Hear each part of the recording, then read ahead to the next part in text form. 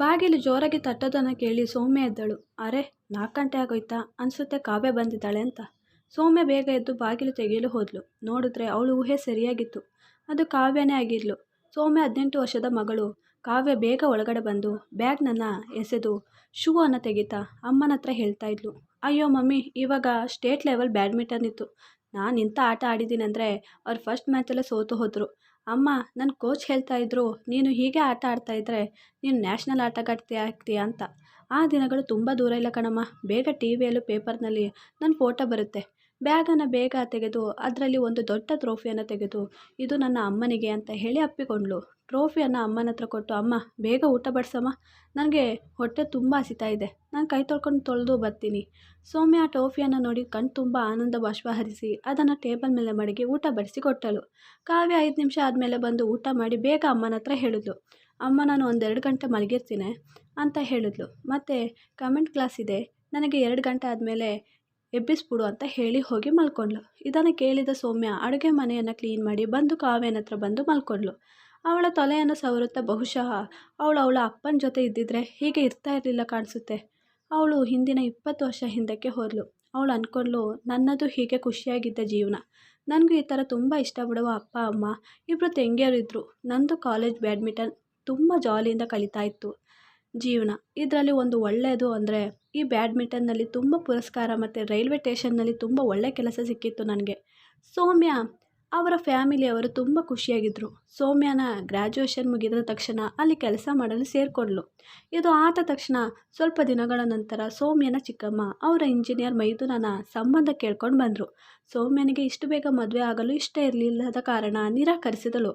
ಆದರೆ ಅವಳ ಅಪ್ಪ, ನೀನು ದೊಡ್ಡ ಮಗಳು, ಹಾಗೆ ಹೀಗೆ ಅಂತ ಸಮಜಾಯಿಸಿದ ಮೇಲೆ ಒಪ್ಪಿಕೊಂಡ್ಳು. ಹಾಗೆ ಖುಷಿಯಾಗಿ ಮದುವೆ ಆಯಿತು. ಅವಳ ಅತ್ತೆ ಮನೆಗೆ ಹೋದ್ಲು. ಹೀಗೆ ಮೊದಲ 6 ತಿಂಗಳು ತುಂಬ ಚೆನ್ನಾಗಿ ಹೋಯ್ತು ಅವಳದು. ಅವಳನ್ನು ಅವಳ ಅತ್ತೆ ಮಾವ ಎಲ್ಲ ತುಂಬ ಇಷ್ಟಪಡ್ತಾಯಿದ್ರು. ನವೀನ್ ಕೂಡ ತುಂಬ ಇಷ್ಟಪಟ್ಟು ಚೆನ್ನಾಗಿ ನೋಡ್ಕೋತಿದ್ದ ಮೊದಲು. ಸೌಮ್ಯನಿಗೆ ಒಂದೇ ಪ್ರಾಬ್ಲಮ್ ಇತ್ತು, ಏನಂದರೆ ಅದು ನವೀನ್ಗೆ ಅವಳಿಗೆ ಅಂಥ ಸಮಯ ಇರ್ತಾ ಇರಲಿಲ್ಲ. ಅವಳು ಇದರ ಬಗ್ಗೆ ಹೇಳುವಾಗ ಅವನು ಸಮಾಧಾನ ಮಾಡ್ತಾ ಇದ್ದ. ನಾನು ಏನು ಮಾಡಲಿ ಸೌಮ್ಯ, ಮುಂಬೈ ಲೈಫ್ ಹೀಗೇನೆ. ಬೆಳಿಗ್ಗೆ 8 ಗಂಟೆಗೆ ಹೋದರೆ ಅಲ್ಲಿ 10 ಗಂಟೆಗೆ ತಲುಪ್ತೀನಿ. ಮತ್ತು ದಿನವಿಡೀ ಕೆಲಸ. ಆಫೀಸಿಂದ ರಾತ್ರಿ 8 ಗಂಟೆಗೆ ಬಂದರೆ ಅಲ್ಲಿಂದ 10 ಗಂಟೆಗೆ ತಲುಪುತ್ತೇನೆ ಇಲ್ಲಿಗೆ. ನಾನಾದರೂ ಏನು ಮಾಡಲಿ ಅಂತ ಹೇಳು. ಆಗ ಸೌಮ್ಯ ನಿರಾಶೆಯಾಗಿ ಇರ್ತಾ ಇದ್ಲು. ಇದು ಅವರ ಪ್ರಾಬ್ಲಮ್ ಮಾತ್ರ ಅಲ್ಲ, ಬದಲಾಗಿ ಮುಂಬೈನ ಎಲ್ಲ ಜನರ ಪ್ರಾಬ್ಲಮ್ ಆಗಿತ್ತು. ಅವಳು ಅನ್ಕೊಂತಿದ್ಲು, ಇದಕ್ಕಿಂತ ಅವಳು ಒಂದು ಚಿಕ್ಕ ಹಳ್ಳಿಯಲ್ಲಿದ್ದರೆ ಆಗ್ತಾಯಿತ್ತು ಅಂತ. ಇದರಿಂದ ಸಮಯ ಸ್ವಲ್ಪ ಉಳಿತಾಯಿತ್ತು. ಅವನು ಇದರಿಂದ ತುಂಬ ಬೇಸತ್ತು ಹೋಗಿದ್ಲು. ದಿನವಿಡೀ ಮನೆಯಿಂದ ಹೊರಗಡೆ ಇರಲು ಯಾರೂ ಇಷ್ಟಪಡೋದಿಲ್ಲ. ಬೆಳಿಗ್ಗೆ ಎದ್ದು ಅತ್ತೆ ಜೊತೆ ಸೇರಿ ನಾಷ್ಟಕ್ಕೆ ರೆಡಿ ಮಾಡಿ ಸ್ವಲ್ಪ ಮನೆ ಕೆಲಸ ಮಾಡಿ ನವೀನ್ ಜೊತೆಗೆ ರೈಲ್ವೆ ಸ್ಟೇಷನ್ಗೆ ಹೋಗ್ತಾ ಇದ್ಲು. ಸಂಜೆ 7 ಗಂಟೆಗೆ ಹೊತ್ತಿಗೆ ಮನೆಗೆ ತಲುಪ್ತಾ ಇದ್ಲು. ಹೀಗೆ ಸ್ವಲ್ಪ ದಿನಗಳು ಕಳೀತು. ಆ ದಿನಗಳಲ್ಲೇ ನವೀನ್ಗೆ ಲಂಡನ್ಗೆ ಹಾಕಿದ್ರು ಪ್ರಾಜೆಕ್ಟ್ ವಿಷಯದಲ್ಲಿ, ಅದು 1 ವಾರಕ್ಕೆ ಅಂತ. ಆಗ ಸೌಮ್ಯನು ಹೋಗಲು ರೆಡಿಯಾಗಿದ್ಲು. ಆದರೆ ಅವನ ಜೊತೆ ಈ ಪ್ರಾಜೆಕ್ಟ್ಗೋಸ್ಕರ 3 ಎಕ್ಸ್ಟ್ರಾ ಜನ ಇದ್ದರು. ಅದಕ್ಕೋಸ್ಕರ ಅವಳನ್ನು ನಿರಾಕರಿಸಿದ. ಆದರೆ 1 ವಾರಕ್ಕೆ ಅಂತ ಹೋಗಿದ್ದು, ಆದರೆ ಅಲ್ಲೇ 20 ದಿನಗಳು ಕಳೀತು. ಅದು ಆದ ತಕ್ಷಣ ಅಲ್ಲಿಂದನೇ ಅವರ ಕೆಲಸ ನೋಡಿ ಇಷ್ಟ ಆಗಿ ಅದೇ ಬಸ್ ಕತ್ತರಲ್ಲಿ ಇರೋ ಕೆಲಸಕ್ಕೆ ಅವರನ್ನು ಅಲ್ಲಿಂದ ಕಳಿಸಿದ್ರು. ಈ ಸಲ 2 ತಿಂಗಳಾದರೂ ಬರಲೇ ಇರಲಿಲ್ಲ. ಅದೇ ದಿನಗಳಲ್ಲಿ ಸೌಮ್ಯನಿಗೆ ತುಂಬ ಹುಷಾರಿಲ್ಲದಾಗೆ ಆಯಿತು. ಅದಕ್ಕೆ ಸೌಮ್ಯನ ಅತ್ತೆ ಹಿಂಸೆ ಮಾಡಿ ಆಸ್ಪತ್ರೆಗೆ ಕರ್ಕೊಂಡೋದ್ರು. ನೋಡಿದ್ರೆ ಅಲ್ಲಿ ನನಗೆ ಡಾಕ್ಟರ್ ಗುಡ್ ನ್ಯೂಸ್ ಹೇಳಿದ್ರು. ಸೌಮ್ಯನಿಗೆ ತುಂಬ ಖುಷಿಯಾಯಿತು, ಅತ್ತೆಗೂ ತುಂಬ ಖುಷಿಯಾಯಿತು. ಸೌಮ್ಯನಿಗೆ ತುಂಬ ಆತಂಕ, ನಾನೇ ನವೀನ್ಗೆ ಹೇಳಬೇಕು ಅಂತ. ಹಾಗೆ ಅವನ ಕಾಲ್ ಬಂದ ತಕ್ಷಣ ಬೇಗ ಫೋನ್ ಮಾಡಿ ಹೇಳಿದ್ಲು.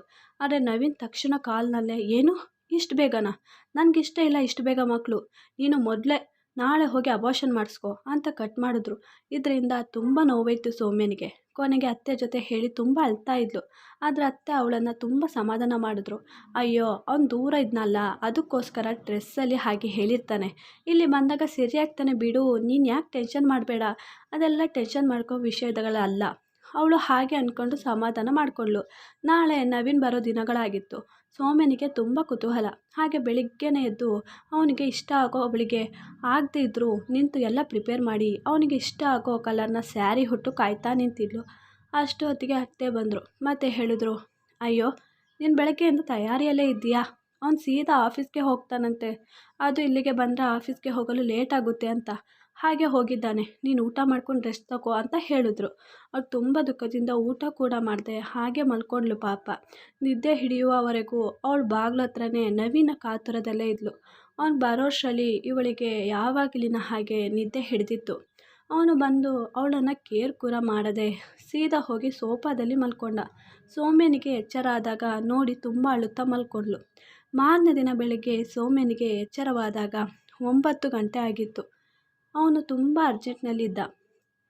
ಮತ್ತು ಅಯ್ಯೋ ಇಷ್ಟೊತ್ತು ಮಲಗಿದ್ನಾ, ಯಾಕೆ ಯಾರೂ ಎಬ್ಬಿಸಲಿಲ್ಲ ಅಂತ ಎದ್ದು ಬೇಗ ಫ್ರೆಶ್ ಆಗಿ ಹೊರಗಡೆ ಬಂದಳು. ನೋಡಿದರೆ ಎಲ್ಲರೂ ಬಾಲ್ಕನಿ ಹತ್ರ ಕೂತ್ಕೊಂಡು ಜೋರಾಗಿ ಮಾತಾಡ್ತಾ ಇದ್ರು. ಅಷ್ಟೊತ್ತಿಗೆ ನವೀನ್ ಚಾರ್ಜ್ ಮಡಗಿದ್ದ ಫೋನ್ಗೆ ಕಾಲ್ ಬಂತು. ಅವಳು ಪಿಕ್ ಮಾಡಿದಾಗ ಒಬ್ಬ ಹೆಣ್ಣು ಮಾತಾಡಿದ್ಲು.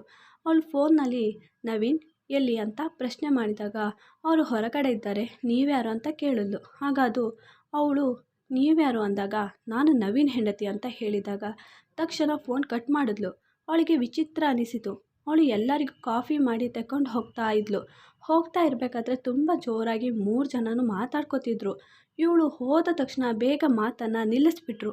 ಆದರೂ ಇವಳು ಏನನ್ನು ತಲೆಗೆ ಹಾಕದೆ ಬೇಗ ಕಾಫಿ ಕೊಟ್ಟು ನವೀನ್ ಹತ್ರ ಮತ್ತೆ ನವೀನ್ ಹೇಗೆ ಇತ್ತು ನಿಮ್ಮ ಕೆಲಸ, ಎಲ್ಲ ಸರಿಯಾಗಿತ್ತು ತಾನೇ ಅಂತ ನಾರ್ಮಲಾಗಿ ಕೇಳಿದ್ಲು.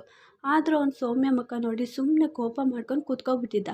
ಇವಳಿಗೆ ಒಂಥರ ಆಯಿತು. ನವೀನ್ ನಿಮ್ಮ ಫೋನ್ಗೆ ಕಾಲ್ ಬಂದಿತ್ತು, ಅದು ಒಂದು ಹುಡುಗಿದು ಅಂತ ಹೇಳಿದಾಗ ನೀನು ನನ್ನ ಫೋನ್ ಯಾಕೆ ತೆಗೆದೆ, ಅದು ಕಂಪನಿ ಕಾಲ್ ಇರಬೇಕು ಹಾಗೆ ಅಂತ ಹೇಳಿದ್ರು. ಸೌಮ್ಯ ಹೇಳ್ತಾ ಇದ್ದೆ ಅದು ಕಂಪನಿ ಕಾಲ್ ಥರ ಕಾಣಿಸ್ಲಿಲ್ಲ ಅಂತ, ಆದರೆ ಎಲ್ಲರ ಮುಂದೆ ಹೇಳೋದು ಸರಿಯಲ್ಲ ಅಂತ ಸುಮ್ಮನೆ ಆದಳು. ಅಷ್ಟರಲ್ಲಿ ಅವ್ರ ತಂಗಿ ಬಂದಳು. ನೋಡಿದ್ರೆ ಎಲ್ಲ ಗಿಫ್ಟ್ ಅದು ಇದು ಅಂತ ರಾತ್ರಿ ಆಗೋಯ್ತು. ಎಲ್ಲರೂ ಹೋಗಿ ಮಲ್ಕೊಂಡ್ರು. ಸೌಮ್ಯ ಕಿಚನ್ ಕ್ಲೀನ್ ಮಾಡಿ ಬರೋಷ್ಟರಲ್ಲಿ ನವೀನ್ ಹೊಟ್ಟೋಗಿದ್ದ. ಸೌಮ್ಯ ಸುಸ್ತಾಗಿ ಹೋಗಿ ಮಲ್ಕೊಬಿಟ್ಟಿದ್ಲು. ತುಂಬ ದಿನಗಳಾಗಿತ್ತು ಸೌಮ್ಯ ಆಫೀಸ್ಗೆ ರಜೆ ಹಾಕಿ. ಬೆಳಿಗ್ಗೆನೇ ಎದ್ದು ನೋಡಿದ್ರೆ ನವೀನ್ ಮಲಗಿದ್ದ. ಸೌಮ್ಯನಿಗೆ ಅವನನ್ನು ಎಬ್ಬಿಸೋದು ಸರಿ ಅನ್ನಿಸ್ಲಿಲ್ಲ. ಅದಕ್ಕೆ ಅವಳು ಬೇಗ ಬ್ರೇಕ್ಫಾಸ್ಟ್ ಮಾಡಿ ಸ್ವಲ್ಪ ಕೆಲಸ ಮಾಡಿ ಅತ್ತೆ ಹತ್ರ ನಾನು ಆಟೋದಲ್ಲಿ ಹೋಗ್ತೀನಿ ಅಂತ ಹೇಳಿ ಹೋದಳು. ಅಲ್ಲಿ ಹೋಗಿ ಸೌಮ್ಯನಿಗೆ ಮನಸ್ಸೇ ಬರ್ತಾ ಇರಲಿಲ್ಲ. ಅವಳಿಗೆ ನವೀನ್ದೇ ತುಂಬ ಚಿಂತೆ ಕಾಡ್ತಾ ಇತ್ತು. ಮತ್ತು ಸೌಮ್ಯನಿಗೆ ಅಲ್ಲಿ ತುಂಬ ವ್ಯಾಮಿಟ್ ಬಂದು ಸುಸ್ತಾಗಿ ಇದ್ಲು. ಅಲ್ಲೇ ಇದ್ದರೆ ಸರಿ ಆಗಲ್ಲ ಅಂತ ಸೌಮ್ಯ ಮಧ್ಯಾಹ್ನನೇ ರಜೆ ಕೇಳ್ಕೊಂಡು ಹೋದಳು. ಅವಳು ಅವತ್ತು ಹೋಗಿ ಜೀವನದ ಇಷ್ಟು ದೊಡ್ಡ ನೋವು ಆಗುತ್ತೆ ಅಂತ ಗೊತ್ತಿರಲಿಲ್ಲ ಅವಳಿಗೆ. ಅವಳು ಮಧ್ಯಾಹ್ನ ಹೋಗಿದ್ದರಿಂದ ಅತ್ತೆ ಮಾವ ಮಲಗಿರ್ತಾರೆ ಅಂತ ಅವಳ ಹತ್ರ ಇದ್ದ ಕೀಯಿಂದ ಡೋರ್ ಓಪನ್ ಮಾಡಿ ಒಳಗಡೆ ಹೋದಳು. ನೋಡಿದ್ರೆ ಒಳಗೆ ಅತ್ತೆ ರೂಮಲ್ಲಿ ತುಂಬ ಜಗಳ, ಅದು ನವೀನ್ ಕೂಗಾಟ ಎದ್ದು ಎದ್ದು ಕೇಳಿಸ್ತಾ ಇತ್ತು. ಅವಳ ವಿಷಯನೇ ಮಾತಾಡ್ತಾ ಇದ್ದಿದ್ದರಿಂದ ಅವಳು ಬಾಗಿದ್ರೇ ಕೇಳ್ತಾ ನಿಂತಿದ್ಲು. ನವೀನ್, ನನಗೆ ಸೌಮ್ಯ ಜೊತೆ ಜೀವನ ಮಾಡಲು ಇಷ್ಟ ಇಲ್ಲ, ಅವಳನ್ನು ಕಂಡ್ರೇ ಇಷ್ಟ ಆಗ್ತಾ ಇಲ್ಲ. ನಾನು ನಿಮ್ಮ ಒತ್ತಾಯದಿಂದ ನನ್ನ ತಂಗಿ ಜೀವನಕ್ಕೋಸ್ಕರ ಮದುವೆ ಆದೆ. ನನಗೆ ವರ್ಷ ಇಷ್ಟ ಇದ್ಲು, ಅದು ನಿಮಗೂ ಗೊತ್ತಿತ್ತು. ಆದರೆ ನಿಮಗೆ ಇಷ್ಟ ಇಲ್ಲ ಅಂತ. ಆದರೆ ನನಗೆ ಈಗಲೂ ಅವಳೇ ಇಷ್ಟ. ಹೇಗೋ ಮೊನ್ನೆ ನಾವು ಪ್ರಾಜೆಕ್ಟ್ ಮುಖಾಂತರ ಹೋದಾಗ ಮಾತುಕತೆಯಾಗಿ ಮದುವೆ ಮಾಡ್ಕೊಂಡಿದ್ದೀನಿ. ನನಗೆ ಗೊತ್ತಿಲ್ಲ, ಸೌಮ್ಯನಿಂದ ಹೇಗಾದರೂ ಜೊತೆ ಬಿಡಿಸಿ. ಆಗ ಅಪ್ಪ ಒಂದು ಕೆನ್ನೆಗೆ ಹೊಡೆದು, ನಿನಗೇನು ಹುಚ್ಚಿಡ್ತಿದೆಯಾ, ನಾನು ಮದುವೆ ಆದಮೇಲೆ ಈ ಪ್ರೀತಿ ಹುಚ್ಚು ಹೊಟ್ಟೋಗುತ್ತೆ ಅಂತ ಅಂದ್ಕೊಂಡಿದ್ದೆ ನಿಂದು. ಆದರೆ ನೀನು ನೋಡು, ಸೌಮ್ಯ ನಿನ್ನ ಮಗು ತಾಯಿ ಆಗ್ತಾ ಇದ್ದಾಳೆ, ಅದಾದರೂ ನೋಡ್ಕೊಳ್ಳೋ. ಆಗ ನವೀನ್ ಆ ಪಿಂಡನ ಮೊದಲೇ ಅಬೋಷನ್ ಮಾಡಿಸು ಅಂತ ಹೇಳಿದ್ದೆ ಅವಳಿಗೆ. ನನಗೆ ಅದರಿಂದ ಏನು ಸಂಬಂಧ ಇಲ್ಲ. ಆಗ ಅತ್ತೆ, ಲೋ ಅಷ್ಟು ಒಳ್ಳೆ ಹುಡುಗಿ, ಸರ್ಕಾರಿ ಕೆಲಸ ಬೇರೆ, ಇನ್ನೇನು ಬೇಕೋ ನಿನಗೆ, ಯಾರಿಗೂ ಸಿಗದೇ ಇರೋಳು ನಿನಗೆ ಸಿಕ್ಕಿದ್ದಾಳೆ. ಆಗ ಓ ಹೌದಾ, ಹಾಗಾದರೆ ನೀವೇ ಅವಳನ್ನು ನೋಡಿಕೊಂಡು ಅವಳ ಜೊತೆ ಇರಿ, ನಾನು ಹೋಗ್ತೀನಿ, ಇನ್ಯಾವತ್ತು ಇಲ್ಲಿಗೆ ಬರಲ್ಲ ಅಂತ ಹೇಳಿದಾಗ ಸೌಮ್ಯನಿಗೆ ಸಹಿಸೋಕ್ಕಾಗದೆ ಅಲ್ಲೇ ತಲೆ ಸುತ್ತು ಬಿದ್ದೋದ್ಲು. ಕೊನೆಗೆ ಸೌಂಡ್ಗೆ ಅತ್ತೆ ಓಡಿ ಬಂದು ಏಳಿಸಿ ರೂಮಲ್ಲಿ ಮಲಗಿಸಿದ್ರು. ಆದರೆ ನವೀನ್ ಏನು ಕೇರು ಇಲ್ಲದೆ ಹೊಟ್ಟೋದ. ಸೌಮ್ಯನಿಗೆ ಎಚ್ಚರ ಆದ ತಕ್ಷಣ ಇಂಥವನ ಜೊತೆಗೆ ಜೀವನ ಮಾಡೋಕ್ಕಿಂತ ದೂರ ಆಗೋದೇ ಒಳ್ಳೆಯದು. ಈ ಮಗು ಮೇಲೆ ಈಗಲೇ ವ್ಯಾಲ್ಯೂ ಇಲ್ಲದ ಮೇಲೆ ಹುಟ್ಟಿದ ಮೇಲೆ ಹೇಗೆ ಅಂತ ಅಂದ್ಕೊಂಡು ಅಪ್ಪ ಅಮ್ಮನಿಗೆ ಫೋನ್ ಮಾಡಿ ಎಲ್ಲ ಹೇಳಿ ಕರೆಸಿದ್ಲು. ಅಪ್ಪ ಬೇಗ ಬಂದರು. ಅತ್ತೆಗೆ ಗಾಬರಿ ಆಯಿತು. ಅಷ್ಟೊತ್ತಿಗೆ ನವೀನ್ ಬಂದ. ಸೌಮ್ಯ ಎಲ್ಲ ಲಗೇಜ್ ಕೂಡ ಪ್ಯಾಕ್ ಮಾಡಿದ್ಲು. ಅವನ ಕೆನ್ನೆಗೆ ಒಂದು ಹೊಡೆದು ಹೋಗುವಾಗ, ನೀನು ನನ್ನ ಜೊತೆ ಮಾಡಿದ್ದು ಸರಿ ಇಲ್ಲ, ನಿನಗೆ ದೇವರೇ ಶಿಕ್ಷೆ ಕೊಡ್ತಾನೆ ಅಂತ. ಅಪ್ಪ ಇದರಲ್ಲಿ ಅವನು ಮಾತ್ರ ಅಲ್ಲ, ನಿಮ್ಮದು ತಪ್ಪಿದೆ. ನಿಮಗೆ ಗೊತ್ತಿದ್ದು ನನ್ನ ಮಗಳ ಜೀವನ ಹಾಳು ಮಾಡಿದ್ರಿ. ಇನ್ನು ಡೈವರ್ಸ್ ಪೇಪರ್ ಬರುತ್ತೆ. ನಿಮ್ಮನ್ನು ಸುಮ್ಮನೆ ಇರಲು ಬಿಡಲ್ಲ ನಾನು. ನನ್ನ ಮಗಳ ತಿಂಗಳ ಖರ್ಚು ಕೊಡಲೇಬೇಕು ನಿಮಗೆ.